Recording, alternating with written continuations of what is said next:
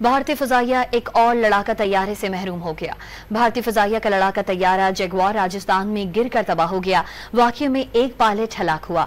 भारतीय मीडिया के मुताबिक हादसे में एक पायलट हलाक जबकि 2 अफराद जख्मी भी हुए हैं, जिनकी हालत तशवीशनाक है। भारतीय मीडिया का कहना है कि रवा साल भारतीय फजाइया का ये तीसरा जगुआर तैयारा गिरा है। एक तैयारा मार्च और एक तैयारा अप्रैल में भी गिरकर तबाह हुआ था। भारतीय फजाइया एक और लड़ाका तैयारे से महरूम हो गया। भारतीय फजाइया का लड़ाका तैयारा जगुआर राजस्थान में गिरकर तबाह हो गया। वाकये में एक पायलट हलाक हुआ।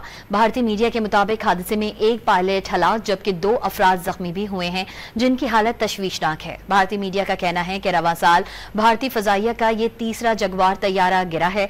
एक तैयारा मार्च और एक तैयारा अप्रैल में भी गिरकर तबाह हुआ था। भारतीय फजाइया एक और लड़ाका तैयारे से महरूम हो गया। भारतीय फजाइया का लड़ाका तैयारा जगुआर राजस्थान में गिरकर तबाह हो गया। वाकये में एक पायलट हलाक हुआ।